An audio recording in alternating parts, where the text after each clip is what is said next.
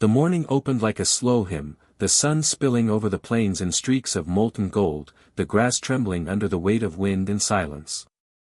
Elias Boone moved among his cattle with the same patience that had marked every day of his 35 years, slow, steady, a man who spoke less than he listened. His neighbors called him, the Quiet Boone, and though the name carried no venom, it fenced him in all the same. He lived alone on his spread of land just beyond the town's edge, where solitude pressed close like another skin. The house was clean, the fences mended, the barns full of hay, but silence ruled heavier than any chore. It was into that silence that Clara May Whitlow entered, and nothing was the same after. She came to the ranch on a morning of dust and blue sky, her limp noticeable before her face was. She carried her bundle of clothes against her chest, her chin bent low, her steps careful as though the earth itself might betray her.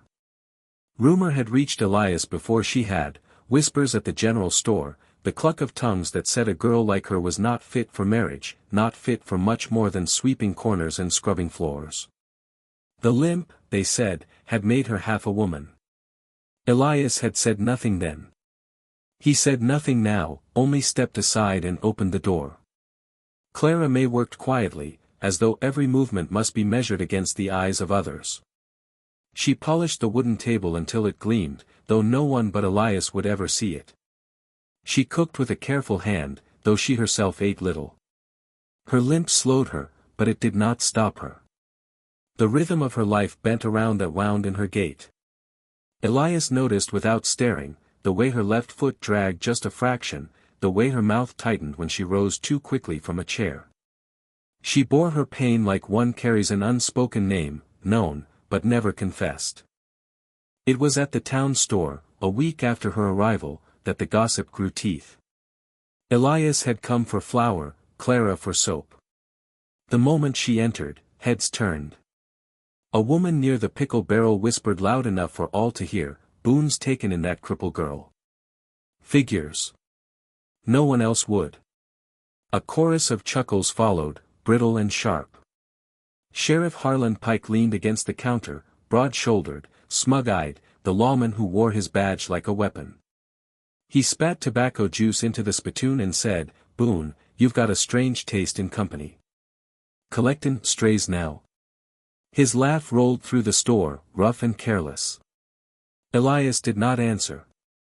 He only placed his money on the counter and turned.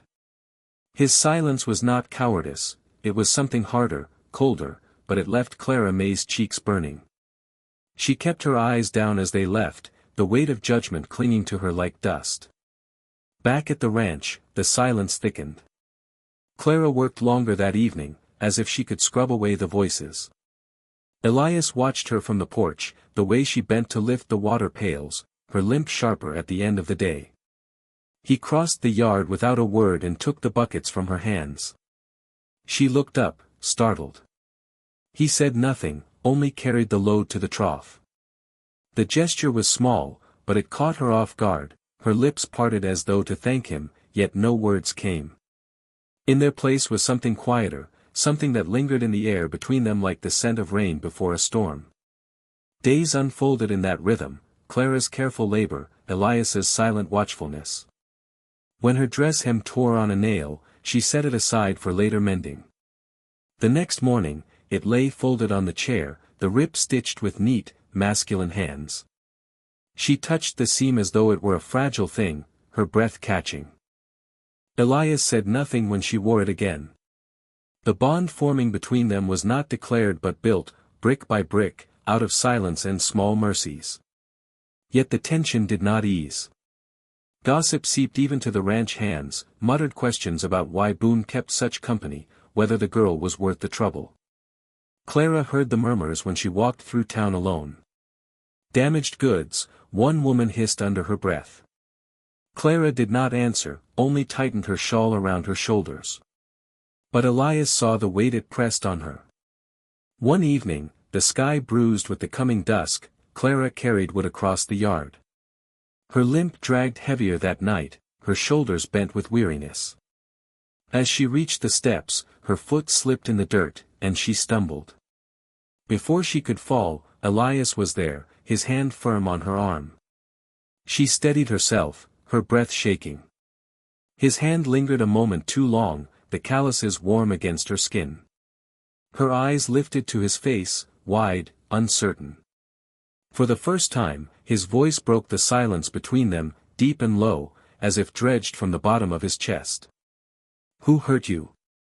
The words hung in the air, sharp as a knife and yet softened by the tremor beneath them.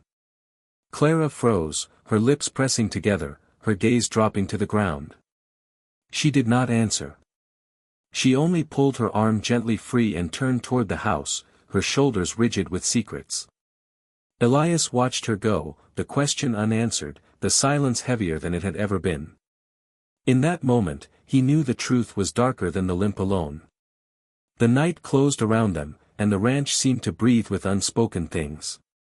And though nothing more was said, a shadow had entered their story, one that neither could ignore, and one that would demand reckoning before long.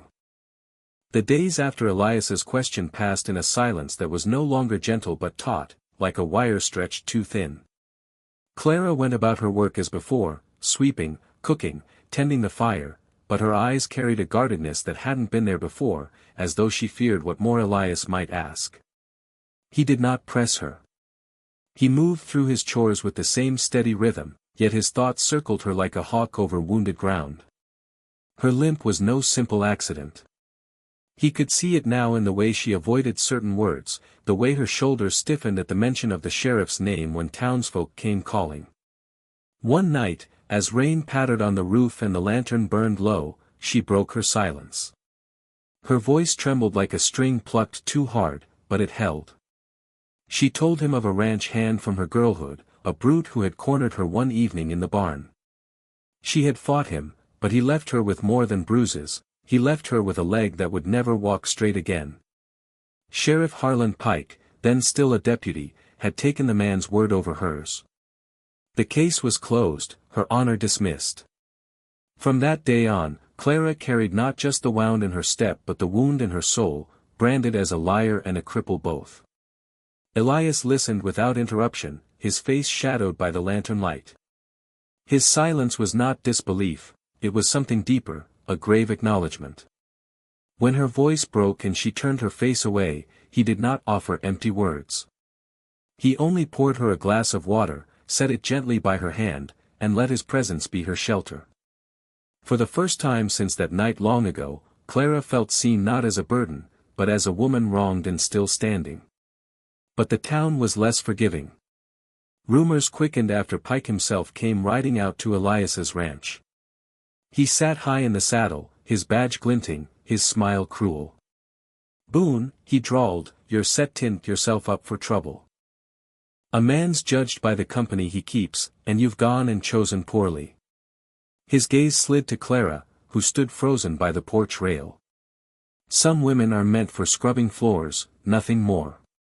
You do best to remember that." Elias said nothing, but the stillness in his stance was louder than any retort. Pike spat in the dirt, tipped his hat, and rode off with a laugh that carried far across the fields. That night Clara packed her bundle of clothes, shame tightening her hands. "I won't bring you ruin," she whispered. "Better I leave before they take everything from you." Elias found her by the doorway, her shawl drawn tight. He didn't argue with words. Instead, he walked to the table, pulled out a chair, and sat. Then, with deliberate slowness, he placed a second plate on the wood before him. It was an invitation, plain and defiant. When she hesitated, he lifted his eyes to hers, steady, unyielding, a promise carved into silence. And in that moment, Clara understood, he would not let her slip away. She sat. The days that followed carried a strange current. Neighbors whispered of what Elias had done, daring to seat a maid, a cripple, at his table. Some called it pity, others scandal. But for Clara, each meal shared in quiet dignity was a victory carved against years of scorn. She found herself moving with less apology, her limp no longer hidden behind lowered eyes but carried with a steadier pride. Still, Pike was not a man to leave a challenge unanswered. He returned weeks later, not with words this time, but with a warrant in hand. He claimed Clara had stolen goods from the mercantile, fabricated charges meant to drag her from Boone's ranch and back into the shadows. He dismounted before the porch, his deputies at his back, and called out for her arrest. Clara stood pale, trembling, her shawl slipping from her shoulders. Elias stepped forward then, his silence breaking at last. His voice was low, iron pressed into syllables. "If you take her, Sheriff, you'll have to take me too." The words rippled through the gathered onlookers, ranch hands, neighbors, townsfolk drawn by the commotion. For years, Elias's quiet had been mistaken for weakness, but now it stood like a wall. His calm refusal struck harder than a shout ever could. Pike sneered, but murmurs rose among the crowd. Folks remembered the sheriff's neglect, the way he'd let justice slide when it suited him. Clara's eyes shone with tears as she watched the tide shift, not in her favor alone, but in Elias's steadfast stand beside her. Pike's authority faltered under the weight of silence and witness both. At last, with a curse spat through clenched teeth, he mounted his horse and rode back to town, his deputies following like dogs without bite. The yard fell into hush. Clara pressed a hand to her mouth, her chest trembling with the shock of reprieve. Elias turned to her, his face unreadable, but his eyes softened like dawn breaking over stone. She had been defended not with fists, not with gunfire, but with the quiet strength of a man who had chosen her dignity as his own. That night, as the stars spread wide above the plains, Clara sat on the porch with Elias. The air was cool, fragrant with mesquite and damp earth. She said little, only leaned her weight back against the rail, her limp no longer a mark of shame but of survival. Elias sat beside her, hands folded, eyes on the horizon. Silence stretched between them once more, but this time it was not empty, it was full, humming with promise. Elias stepped forward then, his silence breaking at last. His voice was low, iron pressed into syllables. "If you take her, Sheriff, you'll have to take me too." The words rippled through the gathered onlookers, ranch hands, neighbors, townsfolk drawn by the commotion. For years, Elias's quiet had been mistaken for weakness, but now it stood like a wall. His calm refusal struck harder than a shout ever could. Pike sneered, but murmurs rose among the crowd. Folks remembered the sheriff's neglect, the way he'd let justice slide when it suited him. Clara's eyes shone with tears as she watched the tide shift, not in her favor alone, but in Elias's steadfast stand beside her. Pike's authority faltered under the weight of silence and witness both. At last, with a curse spat through clenched teeth, he mounted his horse and rode back to town, his deputies following like dogs without bite. The yard fell into hush. Clara pressed a hand to her mouth, her chest trembling with the shock of reprieve. Elias turned to her, his face unreadable, but his eyes softened like dawn breaking over stone.